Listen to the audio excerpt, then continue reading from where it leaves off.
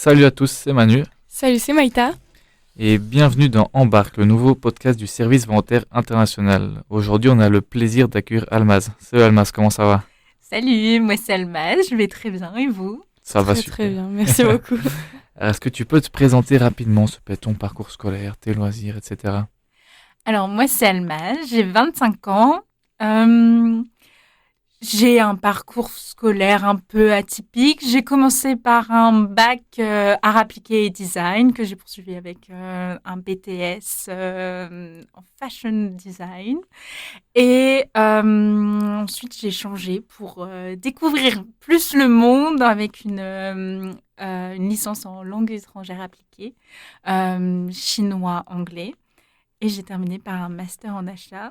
Et maintenant, je suis Soft Facilities Manager. Donc, rien à voir non plus. Incroyable, sacré parcours. Mais sinon, je suis globe-trotteuse depuis que je suis bébé. Et maintenant, c'est au moins, la dernière fois, c'est au moins la troisième fois que je suis partie avec le SVI, que je connais depuis que j'ai 17 ans. Superbe. Magnifique, une vraie artiste voyageuse. Alors, dans quel pays t'es partie De quel pays tu veux nous parler Alors, je voudrais vous parler aujourd'hui de mon dernier volontariat que j'ai fait de avril à juin à Taïwan, donc en 2025, où j'ai été travailler dans un petit musée dans une petite ville de Taïwan, Shiluo. Et c'était vraiment une très très chouette expérience. Superbe. Et est-ce qu'avant ce projet, tu avais déjà voyagé seul? Oui, oui, parce que je pars tout le temps toute seule, quasiment, que ce soit pour des week-ends ou des vacances un peu plus longues. J'avais déjà visité une partie de l'Asie pendant 3 mois toute seule. Pas de volontariat cette fois-ci, mais juste un stage que j'avais fait en remote qui m'avait permis de pouvoir visiter la Thaïlande, Singapour, la Malaisie, Bali pendant un mois. Donc c'était très très chouette. Beaucoup voyagé en Asie, donc. Oui, oui, oui, c'est ma destination un peu phare parce que il fait bon vivre, on mange très bien pour pas très cher. Les logements aussi sont pas très très chers et puis c'est plutôt sécurisé. Mon premier voyage, vraiment toute seule, très loin, je l'ai fait au Japon pendant 6 semaines grâce à la bourse Zelidja. Mhm. Et donc, du coup, ça m'avait permis de vraiment partir toute seule. Et le Japon, c'est parfait parce que je perds tout, notamment mon téléphone, qui est quand même Au la, début. la chose qui est la plus importante quand on voyage. Donc, heureusement que c'était au Japon et pas ailleurs. Et alors, pourquoi cette fois-ci tu as choisi le volontariat? Comment tu as découvert le SVI? J'ai découvert le SVI très jeune parce que je souhaitais pouvoir rester sur place très longtemps.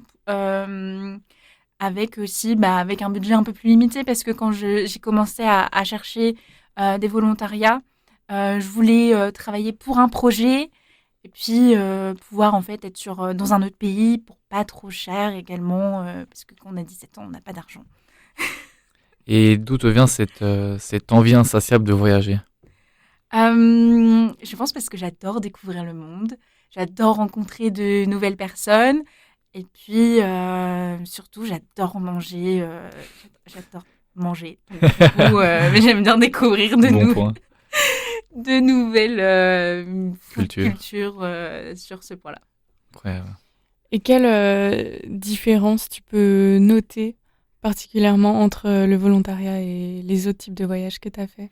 Quand on voyage, on visite, on est étranger sur place, alors que quand on est volontaire, moi, ce que j'apprécie le plus, c'est d'avoir ma routine, être vraiment inclus dans le quotidien de cette petite ville, par exemple, pour Chilwell. Donc, de vraiment me sentir à ma place.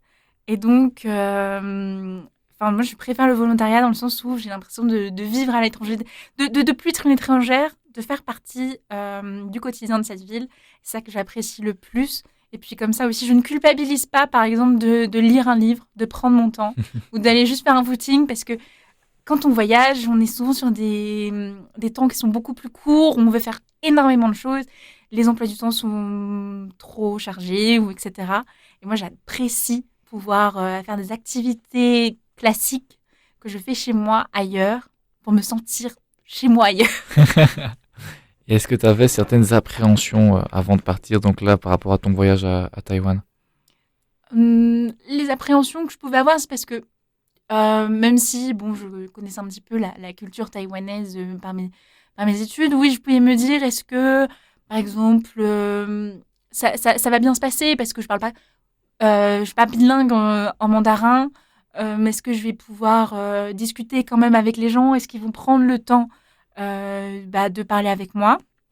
Oui, la plupart du temps, 99% du temps, sauf peut-être les chauffeurs de bus. Ça, je l'ai.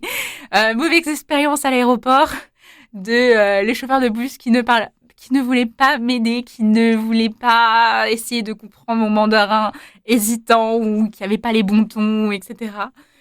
Et qui m'a laissé sur le parvis de l'aéroport me débrouiller. Ah Mais oui. les autres personnes sont sont adorables. Ok. Là, je pense que c'était le contexte du travail qui le faisait. Ah non, hors des questions que je parle avec toi. Et alors, une fois arrivé, oui. Une fois arrivé, est-ce que tu avais d'autres, par exemple, pensées qui se sont révélées, des idées qui se sont révélées vraies quand tu es arrivé sur place? J'ai été super bien accueillie, même mieux que ce que je n'aurais pu penser. Ils ont vraiment toute l'équipe du musée, dont Louise Ho, la manager du musée, ont vraiment été adorables et ont tout fait pour que je me sente chez moi, que j'ai accès à tout, que me donner des conseils, m'aider pour préparer aussi, par exemple, mes jours off.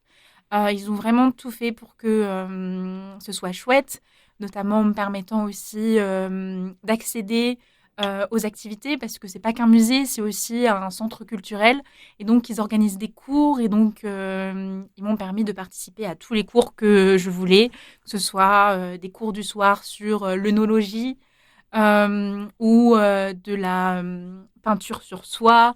Il y avait plein de cours qui étaient proposés, donc c'était vraiment très, très chouette. Et est-ce que tu avais peut-être certains clichés que tu avais en tête qui se sont effondrés quand tu t'es retrouvé là-bas dans la réalité de la vie? Un cliché, non, ils boivent autant de bubble tea que ce que je pensais. Donc, j'ai pu m'en donner à cœur joie et tester tous les petits cafés de bubble tea. Je crois que même si c'était une minuscule ville, je n'ai même pas fait le tour de tous les bubble tea. Mais quel rêve! Ouais. Ah oui, en plus, c'était des bubble tea qui coûtaient même pas 2 €. Donc, Oh ça, là c'était vraiment le rêve absolu. Et, et alors, à quoi ressemblait une journée type là-bas? Alors, une journée type, c'est me réveiller à l'auberge de jeunesse, qu'ils ont une petite auberge pour les voyageurs qui passent dans la ville. Donc, vers 8 h, à 8 h 30, c'est l'ouverture du musée. Donc, du coup, c'est un petit peu ouvrir toutes les petites pièces, allumer les lampes en fonction des besoins scéniques des pièces du musée. Et ensuite, c'est faire l'accueil. Et j'avais une partie un petit peu, parce que bon, s'il n'y a pas beaucoup de personnes, comme ça peut arriver sur certains jours, c'est un peu long. Et donc, j'avais une partie un petit peu communication pour aider les équipes à communiquer sur les nouvelles conférences qu'il pouvait y avoir, sur les prochains cours, etc. Et donc, du coup, c'est ça, la communication. Mais ce qui m'a, par exemple, en termes de communication, ce qui m'a le plus... Enfin, je voyais qu'il y avait un certain décalage. Par exemple, quand je faisais une proposition en termes d'affiche de communication et celle qui validait à la fin. Et je voyais un petit peu ce décalage de culture sur les typographies que je pouvais utiliser, la façon dont j'agençais les images, qui me faisait voir que oui, effectivement, différentes cultures, on n'avait pas du tout la même façon d'imaginer l'organisation d'une affiche. Et qu'est-ce que tu as le plus apprécié dans ton quotidien? Ce que j'ai le plus apprécié, c'est la tranquillité. la tranquillité de cette petite ville, d'avoir tout à côté, de pouvoir me balader en vélo tout autour de la ville, tout autour des ponts. C'est une ville euh, toute petite à la campagne, mais qui essaye en fait de se dynamiser. Et donc, moi, ce que j'ai le plus apprécié, en plus d'avoir cette tranquillité, c'est vraiment les gens qui voulaient absolument me connaître, passer du temps avec moi et surtout que je passe vraiment un excellent moment chez eux durant mon volontariat. Et malgré tout ça, est-ce que tu as rencontré quelques difficultés pendant ton voyage? Alors, les difficultés, parfois c'était un petit peu la barrière de la langue, que je maîtrisais pas suffisamment bien, à mon grand regret. De pas pouvoir dire tout ce que j'aurais voulu et puis même pouvoir discuter avec eux dans leur langue. C'est vrai que c'était un petit peu dommage parce que certains ne parlaient pas du tout un mot anglais. Bon, évidemment, on a tous nos téléphones, ça fonctionne plutôt pas mal, Google Translate automatiquement. Mais certains de mes collègues ne parlaient pas du tout un mot anglais et je trouvais ça parfois un peu dommage de ne pas pouvoir comprendre un petit peu ce qu'ils me demandaient, les tâches, discuter avec eux, parce que mon mandarin est assez rudimentaire. Donc du coup, bah, voilà, c'était un peu le regret, les difficultés. Est-ce que tu as une anecdote marquante que tu aimerais nous partager, que ce soit un moment fort, un moment inattendu ou drôle? Alors, un moment inattendu, moi je pense que c'est ma détermination à vouloir absolument voir des feux d'artifice, parce que j'adore les feux d'artifice, et que je suis allée jusqu'à l'île de Penghu. Donc c'est une île à 1 ou 2 heures de bateau, et donc du coup tout le cheminement que j'ai fait pour accéder à cette île, qui m'a pris peut-être une journée au moins pour que ce soit l'aller, puis après une journée le retour pour aller voir. Mais par contre, c'était quand même 1 heure de feu d'artifice. Ah, ça valait le coup, quoi. Mais ça valait le coup. J'étais très contente. Et donc, c'est assez drôle parce que je viens de rencontrer une Taïwanaise dans un café et elle m'expliquait qu'elle n'était jamais allée sur l'île de Penghu.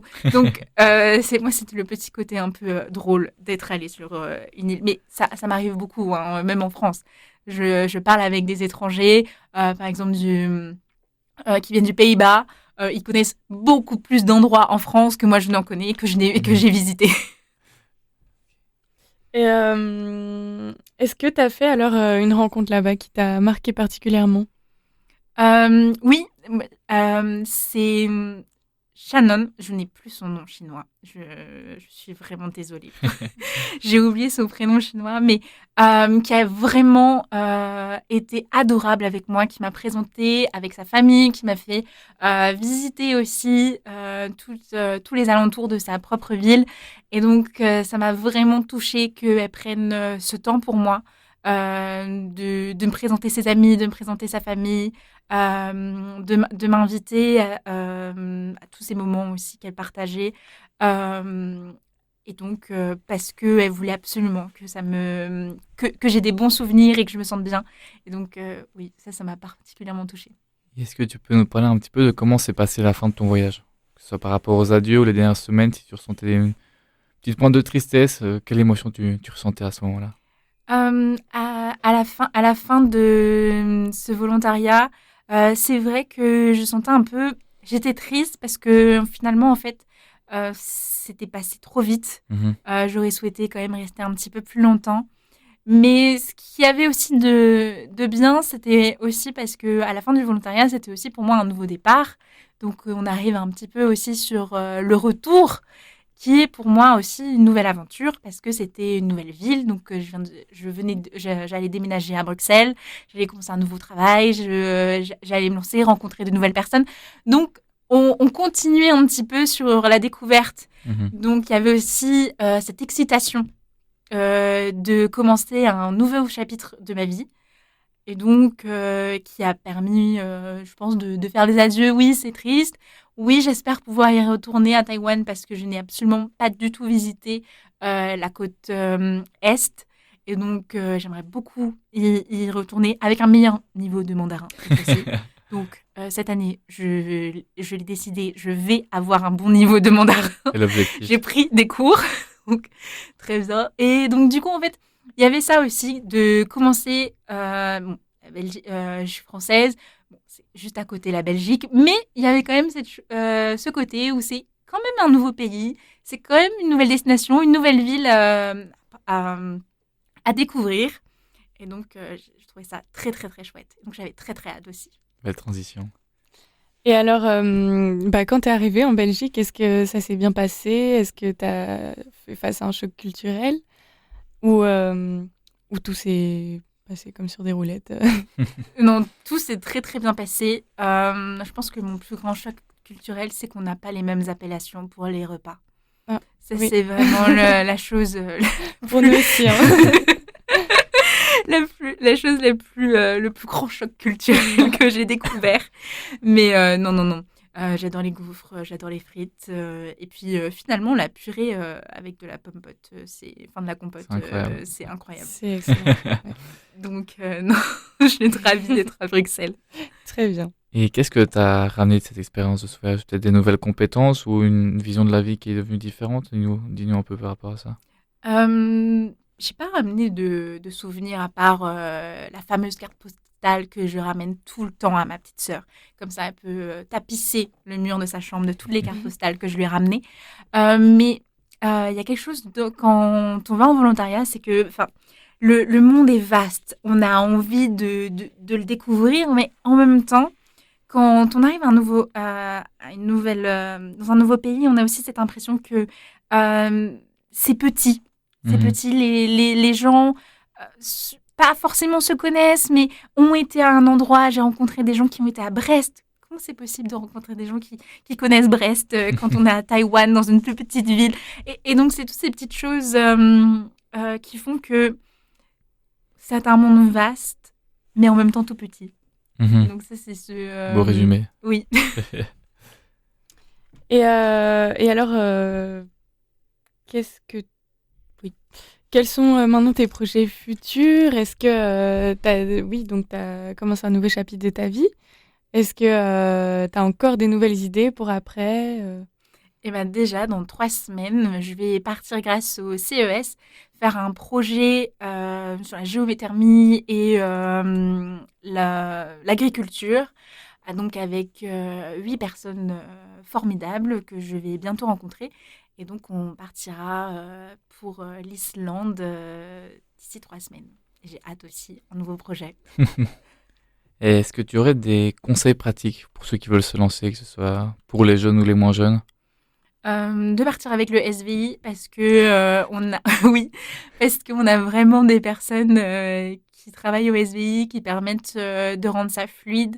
On a beaucoup de documentation pour facilement partir, pour trouver des endroits chouettes aussi, que ce soit pour dormir, avoir des réductions sur les transports par exemple, ou même savoir qu'est-ce qu'il faut emporter, qu'est-ce qu'il faut. Donc, il y a vraiment, le SVI fait en sorte qu'on puisse partir un petit peu avec eux, les yeux fermés, surtout pour les personnes qui ne s'y connaissent pas. Donc, voilà, ça c'est mon conseil. Et alors, pour toi, avec ta grande expérience, pourquoi tu penses que tout le monde devrait essayer au moins une fois le volontariat? Alors, je ne dis pas que tout le monde devrait essayer parce que certains ne vont pas forcément aimer le volontariat, mais les personnes qui aiment, qui ont du temps et qui aiment faire des choses qu'ils n'ont pas l'habitude de faire dans leur quotidien, parce que bah voilà, elles ont un métier qui leur plaît et elles n'ont pas forcément le temps de faire autre chose. Bah, je trouve que c'est vraiment ce qui couple parfait, parce qu'on va faire des tâches qu'on n'a pas l'habitude de faire dans notre quotidien, dans un pays qu'on ne connaît pas. Et donc ça, c'est vraiment le duo parfait. Et je pense qu'il y a plein de choses que je n'aurais jamais fait ou si j'avais pas fait un volontariat. Ok. Est-ce que cette expérience donc à Taïwan a influencé tes choix d'avenir? Ou même que ce soit un autre voyage qui ait radicalement ou pas changé ta vie ou tes choix d'avenir ou qui a élargi ta vision? Oui, parce que après, par exemple, j'étais partie en Estonie et je me disais, en fait, j'aimais bien ce côté vivre sur une île. Je Mhm. voulais- J'aurais bien aimé rester sur cette petite île à vivre dans une ferme. Je pense que... Mais après, c'est aussi typiquement moi de faire quelque chose qui me plaît et de me dire, il faut absolument que je le fasse. Bon, je n'aboutis pas à tous mes projets parce qu'il y en a beaucoup trop qui arrivent. Mais c'est vrai que parfois, à un moment donné, je pensais même à aller, par exemple, faire de la cueillette de fraises ou de faire des saisons parce que j'avais bien aimé le volontariat que j'avais fait en Estonie. Donc, des fois, ça change. Pour le coup, là, ça n'a pas vraiment fait évoluer, mais dans ma petite tête, il y a quand même une petite pensée qui se dit, ah, ça pourrait être un chemin de vie qui pourrait être plutôt sympa. Et alors, est-ce que tu as un petit message ou une phrase pour inspirer ceux qui nous écoutent? Voyager loin, parce que comme ça, vous êtes sûr de pas vouloir rentrer chez vous. Et si tu pouvais donner un mot ou une phrase à ton toi avant ton voyage à Taïwan, qu'est-ce que ce serait? Mets-toi au mandarin tout de suite avant de partir. C'est pratique. Eh bien, merci beaucoup, Almaz. Merci, Maïta. Merci à vous deux. Et n'hésitez pas à partager l'épisode et à aller checker le site du Service volontaire international. Merci beaucoup. Bonne fin de journée. Merci beaucoup. Au revoir. Au revoir.